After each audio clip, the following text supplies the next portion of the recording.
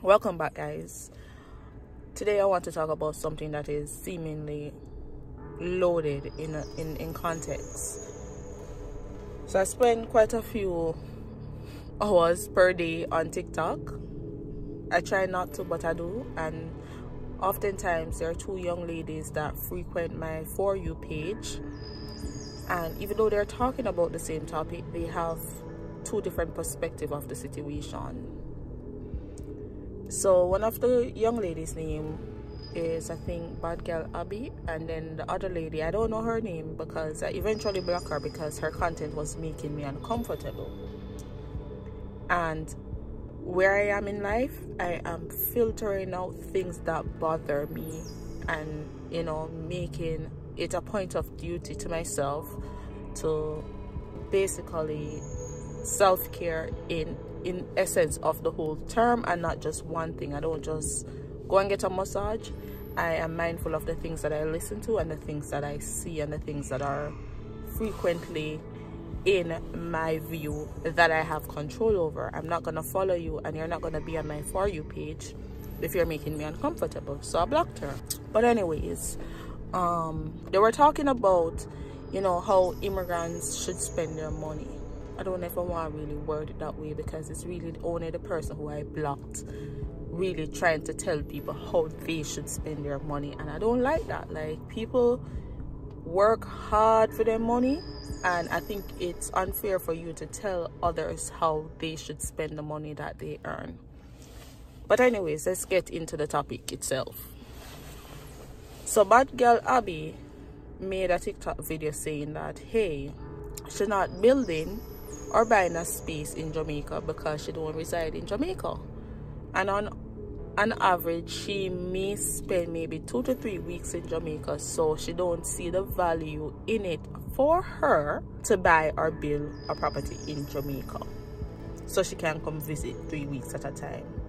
I agree.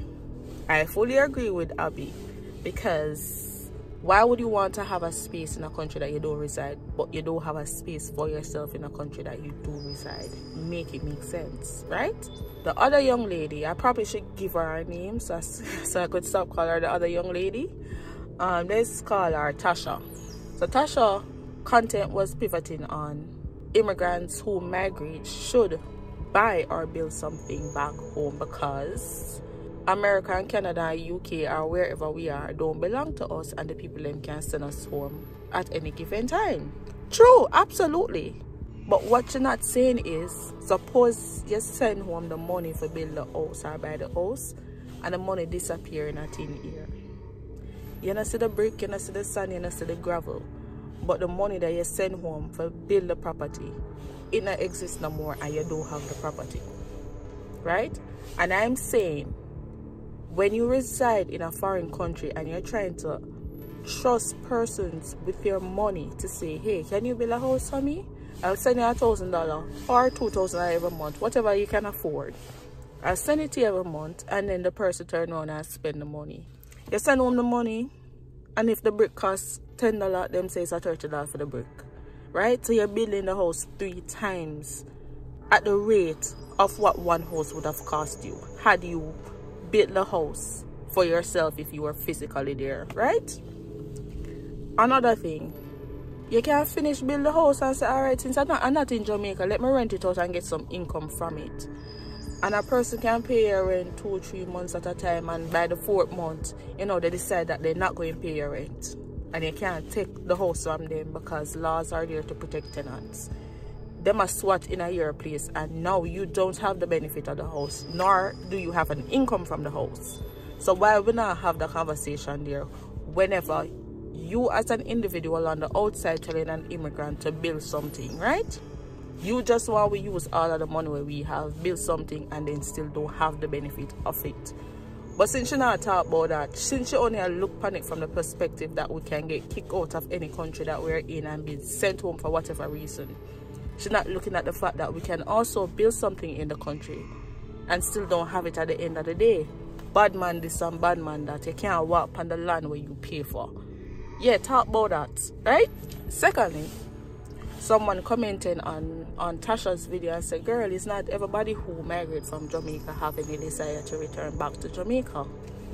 The girl said nothing wrong.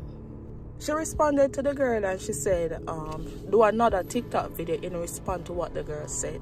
Well, if you don't want to buy a house or build a house in Jamaica, buy a house where you are. Now the conversation I get real now, right? Now the conversation I get very, very real. Because if you're residing in Jamaica and you think that the housing market in Jamaica is ridiculous, and you probably as a single income person can't buy a house in Jamaica, why you feel like somebody living in Canada, US, UK, or wherever else you are? I don't want nobody to say, oh, you girl, you're going like say just 3 countries alone exists where Jamaicans are. No, wherever a Jamaican is residing, why do you think that the housing market is any different from the one in Jamaica? Me alone live, well, my income alone, you know, cover a lot of expenses. Why do you think that I can afford to buy a house in Canada or wherever, right? Last week, a report came out that the average house in London, Ontario is $800,000 with a leap of $86,000 within 1 month. Tell me one person, other than a doctor, other than a travel nurse, other than lawyers and persons who are in a very specific environment, pilots and them kind of people there. I talk about the average person. Who can afford that other than them? Right?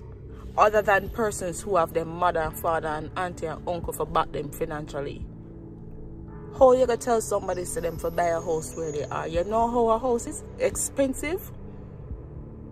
And besides, buying the house, the maintenance of the house is a whole different ball game. Whole different ball game. There was a Twitter thread where people purchase house and it's almost as if they're regretting that they purchased the house because of how much the house is a stressful thing for them to have. So when you're encouraging people to go and buy something, please tell them the ins and outs of what they're getting themselves involved in, because it's a bit unfair for you to tell people how them to spend their money. You basically tell people to go buy it off more than them can chew for satisfy you. I find that to be a weird flex. Yeah? The typical person in Canada maybe not making $60,000 to $70,000 a year. The bank is willing to give you a mortgage 4 times the amount of your annual income. So if you're making $50,000 for the year, the bank is willing to lend you $200,000 in a marketplace where a house costs $800,000. If the maths in the way all me think it is, then the average person earning a $50,000 per year will never be able to own a house. You get what I say? So it's easy for you who is in a relationship and people who is in a relationship and understand how no one compare on a dual income to a person who have single income and expect that we will have the same thing in terms of material wealth. Your husband work $50,000, you work $50,000. Between the two, that's $100,000. So the bank is going to lend you $400,000 when they will lend me $200,000. And with your $400,000, you still can't break into the market. So it's like Tasha content on our YouTube, on our TikTok, whatever. I did have a block her because every time she come up on my For You page, it's like, girl, why are you here? Why are you here provoking my spirit? Because as a person who desires to be a homeowner, at the same time, I have to take into consideration that I can't hold myself hostage to the emotion that is attached to being a homeowner, when in reality, my income will never be at a point. Well, not saying never be at a point. It's just that the marketplace for housing is quite different now what it was 10 years ago, 15 years ago, 30 years ago. And then when you have people from Toronto who sells their house coming to the city that I'm in, they have a bigger bargaining power, purchasing power than I do to purchase a house. So automatically I don't have a chance.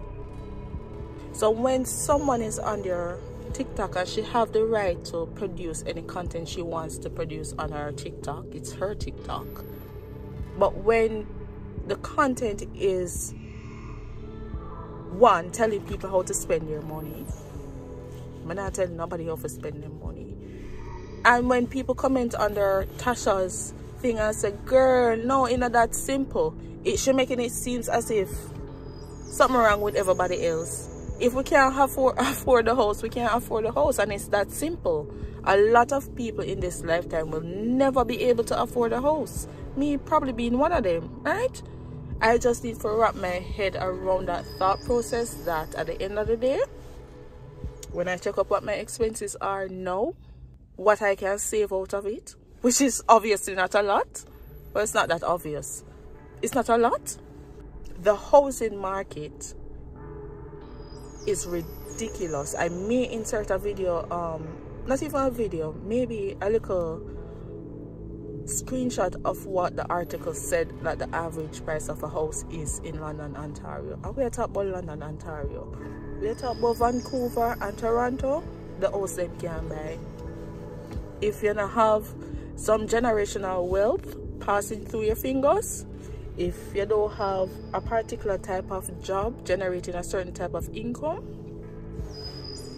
it won't happen.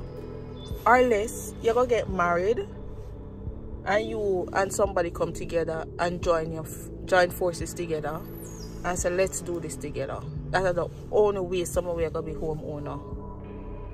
And then we just go through this life 20-30 years living in a foreign country and we still don't have a house. Not because we don't want to have a house, we cannot afford to have a house. It's not simple. Imagine you spend a little money and buy the house and one pipe bus 2-3 days later. You would be quite unfortunate, but at the same time, it's your house and it's your responsibility. The roof a leak, you have to go fix it. On top of the mortgage you have to pay. So it's not that simple to say to someone to, hey, go buy a house. If you're not going to build something, well, buy something in the country that you're in. Girl, it's unrealistic. And stop, making people feel guilty for not accomplishing certain things when in reality they just can't. They can't. But anyways, I'm going to wrap this up because my break soon up. But, see you guys later.